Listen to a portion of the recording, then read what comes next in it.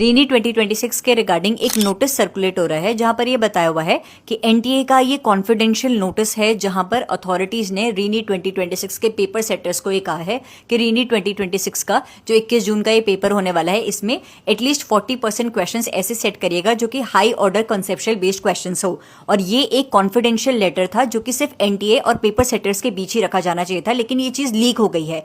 अब इसके regarding NTA के ऑफिशियल ट्विटर हैंडल पर भी एस्पिरेंट्स ने कई बार क्वेश्चंस भी पूछे हुए हैं कि ये सर्कुलर कैसे लीक हो गया है, अगर ऐसा है तो क्या ये सच होने वाला है कि रीनीट 2026 में 40% questions high order conceptual based आने वाले हैं, यानी कि पेपर बहुत ज्यादा टफ होने वाला है, यानी कि एस्पिरेंट्स में पैनिक क्रिएट कराने के लिए नोटिस रिलीज कर दिया गया है। अब बच्चों के पास जब ये नोटिस सर्कुलेट हो रहा है तो बच्चा पैनिक हो जा रहा है ये सोचते हुए कि बहुत कम दिन बचे हुए हैं और बहुत डिफिकल्ट लेवल का पेपर आया तो उससे पता नहीं कैसे डील किया जाएगा।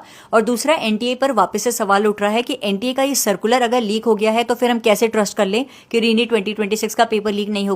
तो इसी के रिगार्डिंग गवर्नमेंट ऑफ इंडिया के प्रेस इंफॉर्मेशन ब्यूरो, जिसे कि हम पीआईबी कहते हैं, पीआईबी की फैक्ट चेक यूनिट ने कुछ मिनट पहले ही एक ऑफिशियल नोटिस अपलोड करते हुए कहा है बच्चों कि ये जो सर्कुलर है जो कि पिछले कुछ दिनों से एस्पिरेंट्स के बीच सर्कुलेट हो रहा है, ये सर्कुलर फेक है। ना ही गवर्नमेंट ऑफ इंडिया, ना ही मिनिस्ट्री ऑफ एजुकेशन, ना ही एनटीए, इनके द्वारा ये सर्कुलर रिलीज नहीं किया गया है। ये फेक सर्कुलर सिर्फ इसलिए बनाया जा रहा है ताकि एस्पिरेंट्स के बीच में पैनिक क्रिएट करवाया जा सके। तुम देख रहे हो हमारे नीट के फील्ड में कितनी ज्यादा नेगेटिविटी क्रिएट करी जा रही है। एक तो बच्चा बड़ी मुश्किल से खुद को रीनीट के लिए प्रिपेयर करवा रहा था, 10-15 दिन बचे हुए हैं, उसमें भी हिम्मत करते हुए रीनीट 2026 की तैयारी कर रहा था कि अब अपना बेस्ट देता हूं, मॉक टेस्ट देता हूं, फाइनल रिवीजन पर फोकस करता हूं, और फिर ऐसे फेक सर्कुलर्स रिलीज होते हैं बच्चों को डराने के लिए। पीआईबी ने क्लियरली मेंशन कर दिया है कि कोई भी ऐसा सर्कुलर अगर आप देखते हैं तो इसे फेक ही कंसिडर करिएगा। एनटीए की ऑफिशियल वेबसाइट या फिर एनटीए के ऑफिशियल ट्विटर हैंडल पर जब तक कोई सर्कुलर अपलोड नहीं होता है तब तक हर एक नोटिस, हर एक सर्कुलर को आप फेक ही कंसिडर करेंगे। अनवेरिफाइड रिसोर्सेज के जरिए अगर आप लोगों को रीनीट 2026 के रिगार्डिंग कोई भी नोटिस दिखता है तो उसे फेक ही कंसिडर करिएगा।